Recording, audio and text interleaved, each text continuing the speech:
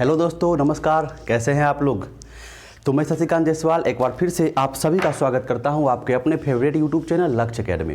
तो स्टूडेंट्स, हम लोग ईथर के रिएक्शंस को पढ़ रहे हैं। मैंने पिछले क्लास में आपको बताया था कि ईथर जो है वो बहुत सारे रिएक्शंस नहीं करते हैं, कुछ ही रिएक्शंस हमको पढ़ने हैं। तो पिछले क्लास में मैंने आपको ईथर का रिएक्शन हाइड्रोजन हैलाइड के साथ कैसे होता है वो आपको मैंने डिस्कस किया था। चाहे वो सिमेट्रिकल ईथर हो, चाहे अनसिमेट्रिकल ईथर हो, चाहे वो एरोमेटिक ईथर हो। आज हम लोग देखने वाले हैं ईथर का दूसरा रिएक्शन जो है इलेक्ट्रोफिलिक सब्स्टिट्यूशन रिएक्शन, इलेक्ट्रॉन रागी प्रतिस्थापन अभिक्रिया। और आप लोग ये जरूर जानते होंगे कि जो एरोमेटिक कंपाउंड होता है, बेंजीन रिंग वाला जो कंपाउंड होता है, वो इलेक्ट्रोफिलिक सब्स्टिट्यूशन रिएक्शन के लिए बहुत ही ज़्यादा नामी है। यानी कि वो सबसे ज़्यादा अगर कोई रिएक्शन करता है बेंजीन का रिंग तो वो इलेक्ट्रोफिलिक सब्स्टिट्यूशन रिएक्शन करता है। तो मैंने यहाँ पर आपको लिखा हुआ है इलेक्ट्रोफिलिक सब्स्टिट्यूशन रिएक्शन ईथर का। तो आप क्या समझेंगे? तो आप समझेंगे कि एरोमेटिक ईथर के बारे में हम बात कर रहे हैं। एरोमेटिक ईथर का रिएक्शन हम यहाँ पर देखने वाले हैं। ठीक है, तो चलिए देखते हैं इलेक्ट्रॉन रागी प्रतिस्थापन अभिक्रिया का जो प्रोसेस है वो किस तरह से होता है। चलिए, उससे पहले जो कॉमन जानकारी है, जो छोटी छोटी जानकारी है वो मैं आपको बता देना चाहता हूँ। जैसे C6H5, ठीक है, C6H5OR, ये क्या है आपका? ये आपका एरोमेटिक ईथर है, एरोमेटिक ईथर है। ठीक है, इसका मैं स्ट्रक्चर ड्रॉ करके आपको बता दूं इस तरह से। ये आपका बेंजीन हो गया, एरोमेटिक रिंग, इसके साथ यहाँ पर ऑक्सीजन और इसके साथ यहाँ पर क्या जुड़ा हुआ है? कोई अल्काइल ग्रुप जुड़ा हुआ है। ये अल्काइल ग्रुप और ये अल्काइल ग्रुप दोनों ही अलग अलग अल्काइल ग्रुप यहाँ पर हो सकते हैं और सेम भी हो सकते हैं। यदि इसके जगह भी हम बेंजीन रिंग लगा दें, ये वाला रिंग यदि इसके जगह भी लगा दें, खैर वो सब बात बाद में देखेंगे। तो ये आपका क्या हो गया? एक एरोमेटिक ईथर यहाँ पर है। इसी एरोमेटिक ईथर का हम लोग क्या कराएंगे? यहाँ पर देखेंगे इलेक्ट्रोफिलिक सब्स्टिट्यूशन रिएक्शन देखेंगे। ठीक है, तो चलिए इससे पहले मैं आपको बता दूं कि ये जो ग्रुप है यहाँ पर OR जो लगा हुआ है, इस ग्रुप को हम लोग क्या बोलते हैं? इसको हम लोग बोलते हैं एल्कोक्सी ग्रुप। ठीक है, एल्कोक्सी। जैसे यहाँ पर यदि CH3 रहेगा तो मिथॉक्सी हो जाएगा, अगर C2H5 रहेगा तो इथॉक्सी हो जाएगा। तो ये एल्कोक्सी ग्रुप कहलाता है और ये तो बेंजीन रिंग है, आपको पता ही है। अब देखिए, इलेक्ट्रोफिलिक सब्स्टिट्यूशन रिएक्शन में मैंने आपको बताया था कि ये जो बेंजीन होता है, इस बेंजीन का अपना एक पोजीशन होता है। बहुत बार पहले भी बता चुका हूं कि ये दोनों जो पोजीशन है, इस दोनों को क्या कहते हैं? ऑर्थो पोजीशन कहते हैं। इस पोजीशन को क्या करते हैं? पैरा पोजीशन कहते हैं। और इस दोनों ही पोजीशन को क्या कहते हैं? मेटा पोजीशन कहते हैं। तो इस बेंजीन के साथ कोई इलेक्ट्रोफाइल जुड़ने आता है ना, कोई इलेक्ट्रोफाइल जुड़ने आता है, इलेक्ट्रॉन लविंग स्पीशीज, जिसको इलेक्ट्रॉन की आवश्यकता होती है, वो या तो इसके ऑर्थो पर भी जुड़ सकता है, इसके मेटा पर भी जुड़ सकता है और इसके पैरा पोजीशन पर भी जुड़ सकता है। वो निर्भर करता है कि ये जो ग्रुप लगा हुआ है इस बेंजीन से वो कैसा ग्रुप है। अगर ये ऑर्थो पैरा डायरेक्टिंग है, अगर ये ऑर्थो पैरा पर इलेक्ट्रोफाइल को बुला रहा है तो ये इलेक्ट्रोफाइल कहाँ जाएगा? इस ऑर्थो पर जाएगा। अगर ये ग्रुप जो लगा हुआ है, अगर ये मेटा डायरेक्टिंग ग्रुप है, यानी कि आने वाले इलेक्ट्रोफाइल को मेटा पोजीशन पर बुलाता है, तो ये इलेक्ट्रोफाइल कहाँ जाएगा? ये मेटा पोजीशन पर जाएगा। और यदि ये जो ग्रुप लगा हुआ है इसके साथ, ये ग्रुप यदि क्या है? ये ग्रुप यदि क्या है? अगर ये आपका जो है पैरा डायरेक्टिंग है, ठीक है, पैरा डायरेक्टिंग है, तो यहाँ पर जो है ये इलेक्ट्रोफाइल कहाँ जाकर जुड़ेगा? इसके पैरा पोजीशन पर जुड़ेगा। समझ रहे हैं आप लोग? तो यही होता है। ऐसा क्यों होता है? क्योंकि जो ग्रुप लगा होता है वो क्या करता है? रेजोनेंस प्रभाव यानी अनुनाद प्रभाव के कारण अपना इलेक्ट्रॉन डेंसिटी बढ़ा देता है। अगर इलेक्ट्रॉन डेंसिटी, इलेक्ट्रॉन का घनत्व इस दोनों पर बढ़ा दिया तो इलेक्ट्रोफाइल यहाँ आके जुड़ेगा। यहाँ पर बहुत ज़्यादा इलेक्ट्रॉन अगर हो गया तो इलेक्ट्रोफाइल को इलेक्ट्रॉन की ज़रूरत है, तो वो यहाँ दोनों जगह आकर जुड़ेगा। अगर ये ग्रुप जो जुड़ा हुआ है वो इलेक्ट्रॉन डेंसिटी इस दोनों जगह पर बढ़ा दे, मेटा जगह पर बढ़ा दे, तो ये इलेक्ट्रोफाइल मेटा जगह पर आकर जुड़ जाएगा। और यदि पैरा जगह पर इलेक्ट्रॉन डेंसिटी बढ़ा दे तो ये इलेक्ट्रोफाइल कहाँ आकर जुड़ेगा? इस पैरा जगह पर आकर जुड़ेगा। वो निर्भर करता है पूरा वो निर्भर करता है इस ग्रुप पर जो यहाँ पर लगा हुआ है। This is very important group. ठीक है ना, इसी पर सारा चीज़, सारा खेल होता है कि ये कैसा है। तो इस आधार पर हम कहते हैं कि जो ग्रुप है वो ऑर्थो पैरा डायरेक्टिंग हो सकता है और या तो मेटा डायरेक्टिंग हो सकता है। अगर ऑर्थो पैरा पर इलेक्ट्रॉन का घनत्व बढ़ाए तो यहाँ पर जो है ऑर्थो पैरा पर इलेक्ट्रॉन जाकर जुड़ेगा, और यदि मेटा जगह पर इलेक्ट्रॉन का घनत्व बढ़ाए, डेंसिटी बढ़ाए, तो मेटा जगह पर जाकर जुड़ेगा। ठीक है। तो यहाँ पर जो आप देख रहे हैं ये जो एल्कोक्सी समूह है जो यहाँ पर लगा हुआ है, ठीक है, ये जो एल्कोक्सी समूह लगा हुआ है ये कैसा होता है, ये होता है आपका ऑर्थो पैरा डायरेक्टिंग।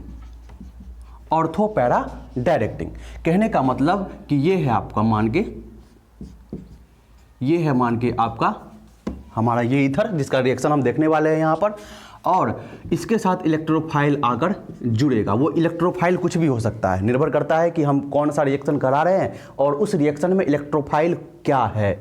तो वो इलेक्ट्रोफाइल इससे जुड़ेगा तो प्रोडक्ट क्या होगा हमारा, प्रोडक्ट क्या बन जाएगा, तो नोन है हमारा प्रोडक्ट, जानते हैं हम लोग कि ये जो OR ग्रुप है ये क्या चीज़ है, ये ऑर्थो पैरा डायरेक्टिंग है। तो ये क्या चीज़ है, ये ऑर्थो जगह है, तो ये इलेक्ट्रोफाइल यहाँ भी जुड़ सकता है, इलेक्ट्रोफाइल यहाँ भी जुड़ सकता है और इलेक्ट्रोफाइल यहाँ भी जुड़ सकता है। इलेक्ट्रोफाइल यहाँ नहीं जुड़ेगा, इलेक्ट्रोफाइल यहाँ नहीं जुड़ेगा। कब, जब ये ग्रुप लगा हुआ हो, क्योंकि ये ग्रुप कैसा ग्रुप है, ये ऑर्थो पैरा डायरेक्टिंग ग्रुप है। ये group ortho para directing group है, इसीलिए इलेक्ट्रोफाइल अगर आएगा तो वो या तो यहाँ लगेगा या तो यहाँ लगेगा या तो यहाँ लगेगा, यहाँ और यहाँ नहीं लगेगा क्योंकि ये मेटा डायरेक्टिंग ग्रुप नहीं है। तो इस पूरे ही रिएक्शन में इलेक्ट्रोफिलिक सब्स्टिट्यूशन में आप यही देखने वाले हैं, आपको जो भी प्रोडक्ट नज़र आएगा ना वो ऐसा ही नज़र आएगा, या तो वो यहाँ पर लगा हुआ होगा या तो इलेक्ट्रोफाइल यहाँ पर लगा हुआ होगा। यहाँ पर वाला कोई भी प्रोडक्ट आपको देखने के लिए नहीं मिलने वाला है। समझ रहे हैं आप? चलिए, इलेक्ट्रोफाइल अलग अलग रिएक्शन में अलग अलग होता है, वो हम देखेंगे। अभी 3 तरह का रिएक्शन आगे देखेंगे। चलिए अब इसका थोड़ा मैकेनिज्म आपको बता देते हैं, सिंपल मैकेनिज्म। हालांकि पीछे मैंने आपको बताया हुआ है लेकिन यहाँ पर एक बार बता दूं क्योंकि आगे भी ये चीज़ आएगा तो आपको वहाँ फिर बताना नहीं पड़े और आपको वहाँ कोई प्रॉब्लम ना हो। देखिए ये है मेरा ईथर, ये है मेरा ईथर, यहाँ पर ऑक्सीजन और इस एल्काइल समूह के जगह मैं लगा देता हूँ CH3। क्या लगा दूँ मैं, CH3 लगा दूँ। अगर यहाँ पर CH3 लगा होता है तो इसको हम लोग एनिसोल बोलते हैं, याद रखिएगा। यहाँ पर जो हम इलेक्ट्रोफिलिक सब्स्टिट्यूशन पढ़ेंगे तो वहाँ पर खास करके हम इस अल्काइल जगह पर CH3 को ही यूज करेंगे क्योंकि NCERT के अनुसार एनिसोल जो है ये आपका इंपॉर्टेंट क्लास है, इंपॉर्टेंट कंपाउंड है, इसी को लेकर सारा रिएक्शन दिखाया गया है। तो इलेक्ट्रोफिलिक सब्स्टिट्यूशन ऑफ एनिसोल ये समझिए हम पढ़ रहे हैं CH3 लगाकर, ठीक है ना। तो चलिए ये आपका एनिसोल है। अब देखिए होता क्या है यहाँ पर कि यहाँ पर इसको लोन पेयर है, ठीक है। तो ये लोन पेयर है तो अपना इलेक्ट्रॉन इधर देगा और ये बॉन्ड जो है टूटकर इस कार्बन पर शिफ्ट हो जाएगा। रेजोनेंस अगर आप लोग पढ़े होंगे तो आपको पता होगा, है ना, रेजोनेंस। तो ये पूरा ये जो बॉन्ड है ये शिफ्ट करके इस कार्बन पर आ गया, तो इस कार्बन पर क्या आ गया, माइनस चार्ज आ गया और यहाँ पर क्या हो गया, डबल बॉन्ड बन गया। ये अपना इलेक्ट्रॉन दे रहा है इस बॉन्ड को तो यहाँ पर डबल बॉन्ड का निर्माण हो रहा है। यहाँ पर ऑक्सीजन है, ऑक्सीजन इलेक्ट्रॉन दिया तो यहाँ पर प्लस चार्ज है और इससे CH3 ग्रुप अभी भी जुड़ा हुआ है। ये आपका यहाँ पर बन गया। अब यहाँ पर जो इलेक्ट्रॉन का देख लीजिए, ये ऑर्थो जगह पर आया, डेंसिटी आया ना ऑर्थो जगह पर।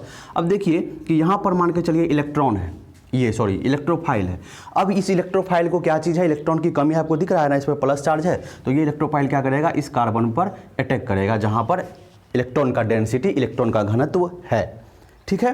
तो यहाँ पर जैसे ही ये अटैक करेगा तो बताइए क्या होगा, बताइए आप ही बताइए। वेरी सिंपल है ये, ठीक है। यहाँ से क्या हो गया, इलेक्ट्रोफाइल जुड़ गया, इलेक्ट्रोफाइल आकर इससे जुड़ गया। ये प्लस था माइनस हो गया और ये माइनस था प्लस हो गया, तो दोनों न्यूट्रल हो गया, प्लस माइनस न्यूट्रल और माइनस प्लस न्यूट्रल। और यहाँ पर ऑक्सीजन के साथ CH3 तो लगा हुआ है ही, इस पर प्लस चार्ज है ही। अब देखिए यहाँ पर क्या है, एक हाइड्रोजन जुड़ा हुआ है ना, तब ना इसका वैलेंसी इस कार्बन का पूरा होगा। तो यहाँ पर एक हाइड्रोजन जुड़ा हुआ है और ये जो एरोमेटिक रिंग है इसका एरोमेटिसिटी तबाह हो गया, ठीक है। एरोमेटिसिटी टॉपिक आप लोग 11th में पढ़े होंगे, उसमें मैं उतना नहीं जाने वाला हूँ। एरोमेटिसिटी का मतलब होता है कि ये जो बेंजीन है वो अपने ओरिजिनल स्ट्रक्चर को बनाए रखे इस तरह का। तो इस तरह का बनाए रखने के लिए यहाँ पर एक इसको डबल बॉन्ड चाहिए। तो ये क्या करेगा, इस हाइड्रोजन का बॉन्ड यहाँ शिफ्ट हो जाएगा और उसी समय इस कार्बन का 5 बॉन्ड हो जाएगा। तो ये जो बॉन्ड बना था फिर से ये ऑक्सीजन की तरफ खिंचा जाएगा। तो यहाँ से क्या होगा देख लीजिए, यहाँ से देखिए ये H+ के रूप में यहाँ से निकल जाएगा, -H+, और यहाँ पर क्या होने वाला है, डबल बॉन्ड और फिर यहाँ से डबल बॉन्ड बन जाएगा और ये ऑक्सीजन बॉन्ड तो तोड़ लिया और ये CH3 है ना। यहाँ पर क्या आ गया, तो इलेक्ट्रोफाइल आकर जुड़ गया, देख लीजिए आप, एकदम गौर से देख लीजिए किस तरह से यहाँ पर इलेक्ट्रोफाइल आकर जुड़ा है। सारा का सारा मैकेनिज्म, इस ई के जगह, इलेक्ट्रोफाइल के जगह कोई भी इलेक्ट्रोफाइल, अलग अलग इलेक्ट्रोफाइल आएगा, रिएक्शन का नाम बदल जाएगा। क्लियर है आप लोग? चलिए, इस तरह से इलेक्ट्रोफाइल जुड़ता है। तो ये अभी आपने क्या देखा, किस जगह पर इलेक्ट्रॉन डेंसिटी आया था, ऑर्थो जगह पर। ठीक है, अब एक बार मैं आपको क्या दिखा दूं, पैरा जगह पर। और पैरा जगह पर क्या दिखाऊं, वही सेम सब चीज़ वही होगा, है ना। यहीं से स्टेप बदल जाएगा, सारा चीज़ सेम ही होता है, सिर्फ ये स्टेप क्या होता है, बदल जाता है। यहाँ पर माइनस चार्ज है ना, ठीक है, यहाँ पर डबल बॉन्ड ऑक्सीजन है ना, इससे CH3 लगा हुआ है, इससे प्लस चार्ज है। अब ये माइनस क्या करेगा, इसको देगा और ये बॉन्ड शिफ्ट होके इस कार्बन पर आ जाएगा। तो यहाँ से क्या होगा, देख लीजिए आप, यहाँ से क्या होने वाला है, आगे की कहानी देख लीजिए। यहाँ पर यहाँ पर बॉन्ड बन जाएगा, माइनस यहाँ पर इस कार्बन को दे रहा है यहाँ पर, तो यहाँ बॉन्ड बन जाएगा, यहाँ डबल बॉन्ड ऑक्सीजन CH3, इस पे प्लस चार्ज, माइनस चार्ज इस बार कहाँ आ गया, यहाँ आ गया। ठीक है, अब इलेक्ट्रोफाइल है यहाँ पर, ये इलेक्ट्रोफाइल इस माइनस चार्ज से जुड़ने के लिए चला जाएगा। तो इससे जब जाकर जुड़ेगा तो क्या हो जाएगा, देख लीजिए, पेशेंस बनाए रखिए, बहुत ही आसान है। OCH3, ठीक है, यहाँ पर क्या हो गया, इलेक्ट्रोफाइल जुड़ गया, यहाँ पर इलेक्ट्रोफाइल जुड़ गया, लेकिन यहाँ पर एक हाइड्रोजन भी है ना, यहाँ पर एक हाइड्रोजन भी है। उसके बाद ये हाइड्रोजन टूटेगा यहाँ से और यहाँ पर जो है बॉन्ड बन जाएगा। तो यहाँ से प्रोडक्ट आपका जो है आराम से यहाँ पर इलेक्ट्रोफाइल आकर जुड़ जाएगा। तो ये मैकेनिज्म होता है इसका, सारा का सारा मैकेनिज्म। और प्रोडक्ट तो आपको फाइनली वही दिखेगा, प्रोडक्ट आपको फाइनली वही दिखेगा। कभी आपको दिखेगा इस ऑर्थो पर लगा हुआ इलेक्ट्रोफाइल, कभी आपको दिखेगा इस पैरा पर लगा हुआ इलेक्ट्रोफाइल। इस केस में जब यहाँ पर हम क्या लेंगे, ईथर लेंगे, एल्कोक्सी समूह लेंगे, क्योंकि एल्कोक्सी समूह क्या है, ऑर्थो पैरा डायरेक्टिंग है। तो यही दोनों प्रोडक्ट आपको देखने को मिलेगा, ये और ये, बस यही दोनों। उसके पीछे कारण क्या है, मैकेनिज्म क्या है, तो ये आप देख लीजिए किस तरह से इलेक्ट्रोफाइल आकर जुड़ता है ऑर्थो और पैरा पोजीशन पर। समझ गए, इसको आप कर लेंगे, वही सेम चीज़ है। तो समझ गए आप लोग। तो चलिए अब सीधा हम रिएक्शन की तरफ चलते हैं। अब इतना करना नहीं है हमको क्या करना है, सीधा ऑर्थो और पैरा पर लगाकर हमको प्रोडक्ट बनाते जाना है। उसका इंपॉर्टेंस, उसका नाम, उसके कैरेक्टर के बारे में थोड़ा थोड़ा जान लेंगे। तो चलिए इसका आप स्क्रीनशॉट ले लीजिए, फिर आगे की ओर हम बढ़ते हैं। चलिए यहाँ पर हम देखने वाले हैं सबसे पहले ब्रोमिनेशन ऑफ एनिसोल। ठीक है, एनिसोल का ब्रोमिनेशन। तो एक इलेक्ट्रोफिलिक सब्स्टिट्यूशन रिएक्शन जो है वो है हैलोजिनेशन, यानी कि कोई हैलोजन समूह ऑर्थो या पैरा पोजीशन पर आकर जुड़ता है। तो यहाँ पर हम खास करके देखने वाले हैं ब्रोमिनेशन के बारे में, ब्रोमिनन के बारे में, कि ब्रोमो ग्रुप जो है वो ऑर्थो या पैरा पर आकर जुड़ेगा। ठीक है, और हम जो ईथर लेने वाले हैं, एरोमेटिक ईथर, वो क्या लेने वाले हैं, एनिसोल। क्लियर है, जो आपके एनसीईआरटी के अनुसार है। मैं आपको वहाँ पर थोड़ा सा मैकेनिज्म के बारे में भी एक आइडिया दे दूंगा शॉर्ट में। देखिए यहाँ पर CH3 मैंने लगा दिया, ये आपका क्या हो गया, एनिसोल हो गया। ठीक है, एनिसोल से फिनोल बनाने के लिए मैंने पिछले रिएक्शन में आपको बताया था HX के साथ किस तरह से रिएक्शन करके एनिसोल से फिनोल बनता है। तो यहाँ पर ये आपका क्या चीज़ है, एनिसोल है। ठीक है, इस एनिसोल का रिएक्शन अगर हम ब्रोमिनेशन कराते हैं तो हमको क्या लेना पड़ेगा, Br2। ठीक है, Br2 यानी ब्रोमीन, यहाँ पर अलग कर दिया मैंने ब्रोमीन और ब्रोमीन को, क्योंकि थोड़ा सा आपको यहाँ पर बता सकूँ मैं। तो ये है, अब ये जो हमको लेना पड़ेगा, इसके लिए एक सॉल्वेंट लेना पड़ेगा हमको, और सॉल्वेंट के रूप में हमें यहाँ पर क्या लेना पड़ेगा, हमें लेना पड़ेगा CH3COH, CH3COH, है ना, इथेनोइक एसिड, इसको क्या बोलते हैं, इथेनोइक एसिड। तो इथेनोइक एसिड यहाँ पर सॉल्वेंट के रूप में काम करेगा, सॉल्वेंट के रूप में ये मिक्सर तैयार करके रिएक्शन किया जाएगा। तो ये चीज़ हो गया सॉल्वेंट। अब देखिए यहाँ पर थोड़ा सा मैं आपको बता दूं, डायरेक्ट मैं यहाँ पर आपको बताता हूँ कि ये बॉन्ड टूटता था, यहाँ पर क्या आता था, माइनस आता था, और ये माइनस से आकर क्या जुड़ता था, ब्रोमीन, इलेक्ट्रोफाइल। तो यहाँ पर इलेक्ट्रोफाइल क्या होगा, ये पहले मैं आपको बता दूं कि इस केस में इलेक्ट्रोफाइल क्या होगा। तो इस केस में इलेक्ट्रोफाइल Br+ होगा। ठीक है, Br+। कैसे होगा, देखिए ये जो बॉन्ड है ये इस ब्रोमीन को लेगा, और ये जो ब्रोमीन है ये यहाँ से माइनस लेकर निकल जाएगा। तो यहाँ से माइनस लेकर निकल गया तो Br माइनस निकल जाएगा इधर, Br-, और यहाँ से फिर एक H हाइड्रोजन शहीद होगा। बताया था आपको एरोमेटिसिटी, ये बॉन्ड तो टूट गया, यहाँ पर तो इलेक्ट्रोफाइल जुड़ गया।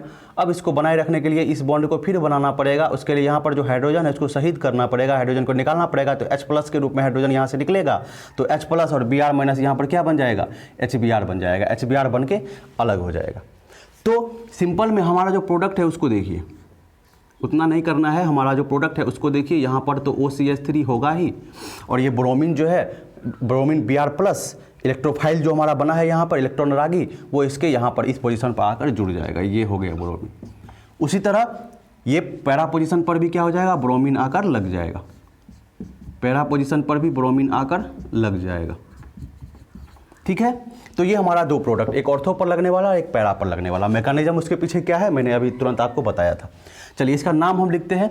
तो इसका नाम आप जब लिखेंगे तो इसका IUPAC नेम हम लिख लेते हैं। तो क्या हो जाएगा इसका IUPAC नेम, देखिए ये 1 नंबर, ये 2 नंबर, तो 2 नंबर पे हम बोलेंगे ब्रोमो। देख रहे हैं 2 नंबर काउंटिंग कर लेंगे हम लोग यहाँ पर, तो 2 नंबर पे क्या चीज़ हो जाएगा आपका, ब्रोमो हो जाएगा। ठीक है, और ये जो पूरा ग्रुप है, ये जो पूरा ग्रुप है ये क्या चीज़ है, एनिसोल है, ये पूरा एनिसोल है, और ये ब्रोमीन लगा हुआ है, तो 2 ब्रोमो एनिसोल इसका नाम हम बोल सकते हैं। उसी तरह से इसको हम क्या बोल सकते हैं, 4 ब्रोमो, देखिए 1 2 3 4, 4 ब्रोमो एनिसोल। क्लियर हो गया, 4 ब्रोमो एनिसोल। और कॉमन नेम भी बोल सकते हैं, ortho bromo anisole, para bromo anisole, हालांकि वो एक्सेप्टेड नहीं है ओवरऑल, तो हमको IUPAC नेम हम यहाँ पर जान लेंगे, 2 bromo anisole, 4 bromo anisole. Clear हो गया आपको। तो देखिए यहाँ पर ये जो होगा ये आपका माइनर में बनेगा, कम मात्रा में बनेगा प्रोडक्ट, और ये जो प्रोडक्ट होगा आपका मेजर में होगा, ज़्यादा मात्रा में बनेगा। ये प्रोडक्ट आपका ज़्यादा मात्रा में बनेगा। क्यों बनेगा क्योंकि एक दूसरे से दूर हो गया, और एक दूसरे से दूर हो गया तो इलेक्ट्रॉन का जो क्लाउड होता है, भीड़ भाड़ जो होता है यहाँ पर, ये जो हिंड्रेंस होता है वो भीड़ भाड़ अगर हम कम करेंगे, इलेक्ट्रॉन का डेंसिटी जो है, क्योंकि इलेक्ट्रॉन एक दूसरे को फेंकता है अपने से दूर, तो यहाँ पर इलेक्ट्रॉन का क्लाउड बहुत ज़्यादा हो जाएगा, इसीलिए ये प्रोडक्ट माइनर हो जाएगा। और जितना ज़्यादा दूर रखेंगे हम, जितना ज़्यादा दूर रहेगा, जितना ज़्यादा हम कह सकते हैं कि हिंड्रेंस, स्टेरिक हिंड्रेंस, भीड़ भाड़ कम रहेगा, वो प्रोडक्ट मेजर होता है। तो यहाँ पर मेजर है और ये माइनर है, बशर्ते वहाँ पर कोई भी हाइड्रोजन बॉन्डिंग वाला कोई भी केस ना हो। अगर यहाँ पर हाइड्रोजन बॉन्डिंग हो जाता है दोनों के बीच में, तो फिर ये मेजर हो जाता। आपको बताया था मैंने एल्कोहल वाले रिएक्शन में। ठीक है, तो ये आप समझ गए ब्रोमिनेशन, एनिसोल का ब्रोमिनेशन किस तरह से हुआ। क्लियर हो गया। अब चलिए यहाँ से हम देखने वाले हैं नाइट्रेशन। अब यहाँ से क्या देखेंगे हम लोग, नाइट्रेशन ऑफ एनिसोल, एनिसोल के नाइट्रेशन के बारे में। क्लियर हो गया। देखिए एनिसोल का नाइट्रेशन, जो भी रिएक्शन बता रहा हूँ वो इंपॉर्टेंट है, याद रखना है आपको। अब देखिए एनिसोल का नाइट्रेशन हमको कराना है। यहाँ पर हमने एनिसोल का ब्रोमिनेशन कराया, ब्रोमीन ग्रुप जुड़ा। यहाँ पर एनिसोल का नाइट्रेशन करा रहे हैं, तो क्या ग्रुप जुड़ेगा, नाइट्रो ग्रुप जुड़ेगा। एक बार ऑर्थो पर, एक बार पैरा पर, यानी इलेक्ट्रोफाइल यहाँ पर नाइट्रो होगा। क्लियर हो गया। चलिए देख भी लेते हैं इसको हम लोग यहाँ से। तो देखिए नाइट्रेशन ऑफ, तो सबसे पहले यहाँ पर हमको क्या करना है, सबसे पहले यहाँ पर हमको तो ले लेना है ईथर, एनिसोल ले लेते हैं। ठीक है, ये हो गया हमारा एनिसोल। इस एनिसोल का हम रिएक्शन कराएंगे। यहाँ पर आपको HNO3 और H2SO4 लेना पड़ेगा, है ना। यहाँ पर HNO3 तो लेना ही पड़ेगा, क्योंकि इसी से नाइट्रो ग्रुप जनरेट होता है, इलेक्ट्रोफाइल जनरेट होता है। तो HNO3 नाइट्रिक एसिड और H2SO4 सल्फ्यूरिक एसिड। ठीक है, लेकिन मैं आपको बता दूँ यहाँ पर जो H2SO4 है वो यहाँ पर, इस दोनों में स्ट्रॉन्ग एसिड कौन है, इस दोनों में स्ट्रॉन्ग एसिड जो है आपका वो H2SO4 है। तो ये एसिड की तरह यहाँ पर काम करेगा, और ये थोड़ा सा वीक एसिड है, तो ये यहाँ पर एसिड की तरह नहीं, ये यहाँ पर बेस की तरह कार्य करेगा। ठीक है, उतना डीप में हम नहीं जाएंगे, इसका पूरा एक्सप्लेनेशन या पूरा इसका जो है आपको सिंपल में प्रोडक्ट याद रखना है इंटर लेवल पर। ठीक है, चलिए इतना जान लेते हैं कि यहाँ पर इलेक्ट्रोफाइल क्या होगा, तो इलेक्ट्रोफाइल यहाँ पर NO2+ होगा, नाइट्रो। ठीक है, ये आपका क्या हो जाएगा, इलेक्ट्रोफाइल हो जाएगा। इतना आप याद रखेंगे। अब देखिए प्रोडक्ट हमको बनाना है आगे जाकर, तो प्रोडक्ट क्या बनेगा, तो सिंपल है। सिंपल हमको क्या करना है, एक बार हमको इसको लगा देना है ऑर्थो जगह पर NO2 को, और एक बार हमको लगा देना है इसको कहाँ पर, तो पैरा जगह पर। ठीक है, एक बार हमको लगा देना है इसको पैरा जगह पर। नाम, चलिए नाम देख लेते हैं इसका। तो इसका नामकरण हम कर लेते हैं। तो देखिए 1 नंबर 2 नंबर, तो देखिए 2 नंबर पे क्या चीज़ लगा हुआ है, नाइट्रो, और ये पूरा का पूरा क्या चीज़ है, एनिसोल, 2 नाइट्रो एनिसोल। इसका क्या हो जाएगा 1 2 3 4 नंबर पे, तो 4 नंबर पे क्या चीज़ है आपका, नाइट्रो और एनिसोल, 4 नाइट्रो एनिसोल। ये आपका क्या हो जाएगा, फिर से माइनर हो जाएगा, क्योंकि यहाँ पर क्राउडिंग है, भीड़ भाड़ है, और ये आपका क्या हो जाएगा, मेजर हो जाएगा, मेजर प्रोडक्ट आपका ये हो जाएगा, क्योंकि एक दूसरे से दूर है, इलेक्ट्रॉन क्लाउड जो है वहाँ पर नहीं है। समझ गए आप लोग। तो यहाँ पर ये आपका दो प्रोडक्ट बन गया, एक ऑर्थो वाला और एक पैरा वाला। इलेक्ट्रोफाइल यहाँ पर नाइट्रो समूह है, HNO3 यहाँ पर बेस की तरह कार्य करेगा, H2SO4 यहाँ पर एसिड की तरह कार्य करेगा। क्लियर है। तो चलिए ब्रोमिनेशन हो गया एनिसोल का और नाइट्रेशन हो गया एनिसोल का। बस एक रिएक्शन और बचा है, फ्रीडल क्राफ्ट रिएक्शन। इसको जल्दी से आप जो है स्क्रीनशॉट ले लीजिए, फिर हम कहानी आगे की ओर लेकर चलते हैं। चलिए अब हम देखने वाले हैं फ्रीडल क्राफ्ट रिएक्शन, जो कि लास्ट रिएक्शन है इस ईथर का, एरोमेटिक इलेक्ट्रोफिलिक सब्स्टिट्यूशन का। तो फ्रीडल क्राफ्ट रिएक्शन में आपको दो चीज़ देखना है, एक बार देखना है एल्काइलेशन और दूसरी बार देखना है एसाइलेशन।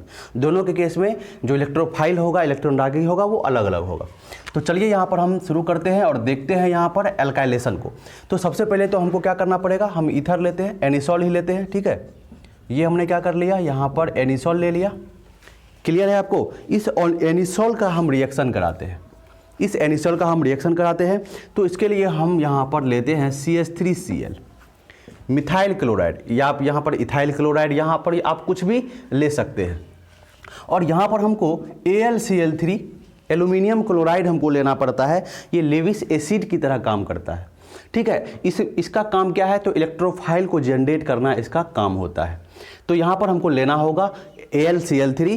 इससे पहले क्यों नहीं लिया, क्योंकि वो खुद ही इलेक्ट्रोफाइल जनरेट करने में काफ़ी था। लेकिन ये जो हम ले रहे हैं यहाँ पर, ये इलेक्ट्रोफाइल खुद जनरेट नहीं कर पाएगा, इसीलिए हम यहाँ पर एक लेविस एसिड के रूप में AlCl3 यहाँ पर यूज़ करते हैं। यहाँ पर जो आपका इलेक्ट्रोफाइल होने वाला है वो क्या होने वाला है, CH3 होने वाला है। ठीक है, अगर यहाँ आप C2H5Cl लेते है ना, इथाइल क्लोराइड लेते, तो यहाँ पर इथाइल ग्रुप आपका हो जाता। अगर आप यहाँ पर प्रोपाइल ग्रुप लेते तो प्रोपाइल ग्रुप यहाँ पर आपका इलेक्ट्रोफाइल हो जाता, वो ग्रुप जाकर लगता वहाँ पर। तो चलिए इसके बाद प्रोडक्ट जो आपका बनेगा वो वेरी सिंपल प्रोडक्ट बनेगा, एक बार ऑर्थो पर एक बार पैरा पर। फटाक से देख लीजिए, ये OCH3 क्लियर है। अब देखिए यहाँ पर से CH3 एक बार लग जाएगा यहाँ, और इसी तरह एक बार क्या हो जाएगा, होने वाला है ये OCH3, और जो है ये लग जाएगा CH3 कहाँ, इसके पैरा पोजीशन पर। तो एक बार ऑर्थो पोजीशन पर लग गया, एक बार पैरा पोजीशन पर लग गया। इलेक्ट्रोफाइल यहाँ पर CH3+ है। अगर यहाँ आप C2H5 लगाना चाहते हैं, इथाइल लगाना चाहते हैं, तो यहाँ पर आपको क्या करना पड़ेगा, C2H5 यानी कि इथाइल ग्रुप लेना पड़ेगा, इथाइल क्लोराइड। ठीक है, समझ रहे हैं। तो यहाँ पर हमने क्या कर लिया, CH3 ग्रुप लिया है, तो इसीलिए ये मिथाइल ग्रुप लगा हुआ है। तो ये है क्या चीज़, ये अल्काइल समूह है, अल्काइल समूह है, इसीलिए इसको कहते हैं हम लोग एल्काइलेशन, एल्काइल समूह का जुड़ना, इलेक्ट्रोफाइल के रूप में एल्काइल का होना। क्लियर है। अब चलिए इसका हम नाम लिख लेते हैं। इसका नाम हम क्या लिखेंगे, तो देखिए इसका नाम हम लिखेंगे, इस बार इसको आपको क्या करना है कि ये जो पूरा आप देख रहे हैं, ये जो आप पूरा देख रहे हैं, इसको हम क्या कहते हैं, याद कीजिए, ये बेंजीन के साथ जब CH3 लगा होता है इसको हम कहते हैं टोल्यूइन। ठीक है, तो ये टोल्यूइन ज़्यादा इंपॉर्टेंट क्लास है, किससे, इस एनिसोल से। तो इसीलिए इस बार हम इसको मेन ग्रुप लेकर चलेंगे और इसको हम जो है दूसरे नंबर पर रखेंगे, दूसरे ग्रुप पे। तो हम इसके रिस्पेक्ट में काउंटिंग करेंगे, ये 1 और ये कितना नंबर, 2 नंबर। पहले हम इसके रिस्पेक्ट में करते थे, इस बार हम इसके रिस्पेक्ट में करेंगे, क्योंकि ये जो है आपका ये ज़्यादा इंपॉर्टेंट है। टोल्यूइन जो है ये ज़्यादा इंपॉर्टेंट क्लास है कंपाउंड का। तो चलिए इसका नाम लिख लीजिए आप। तो इसका नाम आप क्या लिखेंगे, तो देख लीजिए 2 नंबर पे इसको क्या बोलते थे, एल्कॉक्सी। तो 2 नंबर पे ये क्या चीज़ है, मिथॉक्सी है, CH3O, तो ये क्या हो गया, मिथॉक्सी। 2 नंबर पे मिथॉक्सी, और ये क्या चीज़ है आपका, अभी बताया आपको मैंने, टोल्यूइन। ये क्या है, टोल्यूइन, 2-मिथॉक्सी टोल्यूइन। इसको देख लीजिए, तो 1 2 3 4, तो 4 नंबर पे क्या लगा हुआ है, मिथॉक्सी लगा हुआ है। क्लियर है। और ये क्या चीज़ है, टोल्यूइन, टोल्यूइन है। क्लियर है। यहाँ पर ये क्या हो जाएगा आपका, माइनर, और ये क्या हो जाएगा, मेजर। ये मेजर, ज़्यादा मात्रा में ये कंपाउंड बनेगा, ये कम मात्रा में बनेगा। वही काम है, वही रीजन है। यहाँ पर भीड़ भाड़ ज़्यादा हो जाता है, यहाँ पर कम होता है जब दूर होता है, तो इसीलिए ये प्रोडक्ट ज़्यादा प्रीफर होता है, ज़्यादा बनता है। क्लियर है, ये आप समझ गए एल्काइलेशन के बारे में। चलिए अब हम देखते हैं एसाइलेशन के बारे में। ठीक है, दूसरे नंबर में हम यहाँ पर देख लेंगे एसाइलेशन। एल्काइलेशन के बाद एसाइलेशन। तो एसाइलेशन में आपको कोई एसिड क्लोराइड, कोई एसाइल समूह क्या होगा, इलेक्ट्रोफाइल के रूप में यहाँ पर होगा। तो देखिए हम सबसे पहले तो एनिसोल ही लेंगे। ये हमारा हो गया एनिसोल। इसका रिएक्शन हम क्या कराएंगे, किसी एसिड क्लोराइड के साथ कराएंगे। तो एसिड क्लोराइड इस केस में चलिए हम ये ले लेते हैं, ये हो गया आपका एसिड क्लोराइड, है ना। ये क्या चीज़ हो गया, एसिड क्लोराइड हो गया। CH3 इसको शॉर्ट में भी हम लिख सकते हैं CH3 CO और Cl, है ना।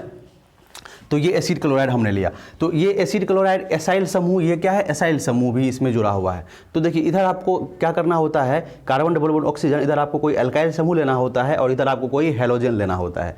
यही होता है स्ट्रक्चर किसका, तो एसिड क्लोराइड का। तो इसका रिएक्शन हम कराएंगे। तो यहाँ पर क्या होगा देखिए, तो यहाँ पर जो ये Cl है, ये Cl क्या करेगा, इलेक्ट्रॉन लेकर भाग जाएगा। ये बेंजीन का जो इलेक्ट्रॉन है वो इस पर अटैक होगा, इस कार्बन पर, ठीक है, इस कार्बन पर अटैक होगा और ये इलेक्ट्रॉन लेकर भाग जाएगा। तो यहाँ से क्या बन जाएगा, इलेक्ट्रोफाइल। इलेक्ट्रोफाइल क्या जनरेट हो जाएगा, देख लीजिए CH3 C double bond oxygen, और जब इस कार्बन से इलेक्ट्रॉन लेकर Cl माइनस भाग गया तो इस कार्बन पर क्या आ गया, प्लस चार्ज आ गया। तो यही आपका क्या चीज़ है, इलेक्ट्रोफाइल है। यही प्लस चार्ज जाकर इस माइनस पर अटैक करेगा, कभी ऑर्थो पर कभी पैरा पर। तो प्रोडक्ट जो है आपका वो अलग अलग हो जाएगा।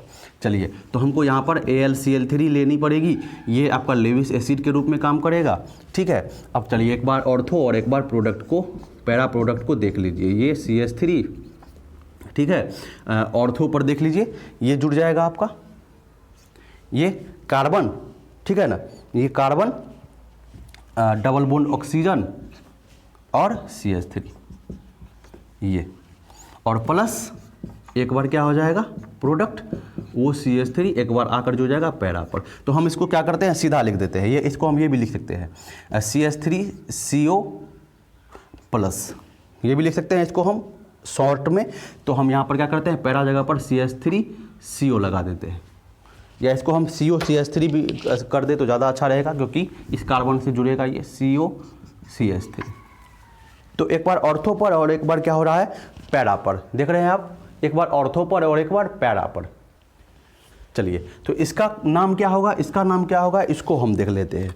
तो एक बार फिर से मैं आपको बता दूं यहाँ पर कि ये जो ग्रुप आप देख रहे हैं, ये ग्रुप, ये वाला ग्रुप जो है, ये ज़्यादा इंपॉर्टेंट क्लास है, ठीक है, ये ज़्यादा इंपॉर्टेंट क्लास है। तो इसके रिस्पेक्ट में हम क्या करेंगे, फिर से इसको लेंगे। मेन ग्रुप ये है, इसके रिस्पेक्ट में हम काउंटिंग करेंगे आगे। तो काउंटिंग कर लीजिए 1 और 2। इसको हम क्या बोलते हैं, इस पूरे को बोलते हैं एसीटोफिनॉन। इस पूरे समूह को हम लोग एसीटोफिनॉन कहते हैं। तो 2 नंबर पे क्या लगा हुआ है, 2 नंबर पे मिथॉक्सी लगा हुआ है, और ये पूरा का पूरा क्या है, एसीटोफिनॉन। समझ गए, 2 नंबर पे मिथॉक्सी और एसीटोफिनॉन, ठीक है। क्योंकि ये ज़्यादा इंपॉर्टेंट क्लास है, इसीलिए इसके रिस्पेक्ट में हम यहाँ पर काउंटिंग शुरू करेंगे, इसके रिस्पेक्ट में नहीं करेंगे। जैसा कि यहाँ पर हुआ वैसा ही यहाँ पर हो रहा है। और इसमें देख लीजिए आप, तो 1 2 3 4, तो यहाँ पर 4 पे हो जाएगा मिथॉक्सी एसीटोफिनॉन, 4 पे मिथॉक्सी एसीटोफिनॉन।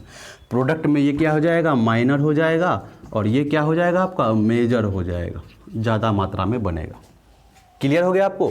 तो देख लीजिए फिडल क्राफ्ट रिएक्शन में एल्काइलेशन और एसाइलेशन, एक बार एल्काइल समूह जाकर जुड़ा इलेक्ट्रोफाइल के रूप में, और एक बार एसाइल समूह जो है एसिड क्लोराइड एसाइल, तो एसाइल समूह जो है वो जाकर जुड़ा। और जो भी प्रोडक्ट आपने यहाँ पर देखा वो या तो ऑर्थो जगह पर लगा हुआ देखा या तो पैरा जगह पर लगा हुआ देखा, क्योंकि ये जो समूह होता है ये समूह कैसा है, ऑर्थो पैरा डायरेक्टिंग है। क्लियर हो गया आपको। तो यहाँ से क्या हो गया, पूरा का पूरा इलेक्ट्रोफिलिक सब्स्टिट्यूशन रिएक्शन आपका ईथर का खत्म हो गया। ईथर की इलेक्ट्रॉन रागी प्रतिस्थापन अभिक्रिया पूरी तरह से खत्म हो गई, और ये चैप्टर भी खत्म हो गया। अल्कोहल, फिनॉल, ईथर, ये तीनों के बारे में मैंने एकदम एक्सप्लेन करके एनसीईआरटी को फॉलो करते हुए, क्वेश्चंस बताते हुए सारा चीज़ बताया। अब आपको क्या करना है, नोट्स में आपको भेजूंगा, पूरा एनसीईआरटी को आप एक बार पढ़ लेंगे, उसके बैक में जो भी एक्सरसाइज दिया हुआ है, क्वेश्चन दिया हुआ है, उसको आप बनाने का कोशिश करेंगे। नहीं बनेगा तो अगले वीडियो में कमेंट करके बताइए, मैं आपको उसका सोल्यूशन का एक अलग वीडियो बनाकर आपके लिए पोस्ट करूँगा। ठीक है, थैंक यू। तो मिलते हैं फिर से हम लोग अगले क्लास में नए चैप्टर के साथ। धन्यवाद।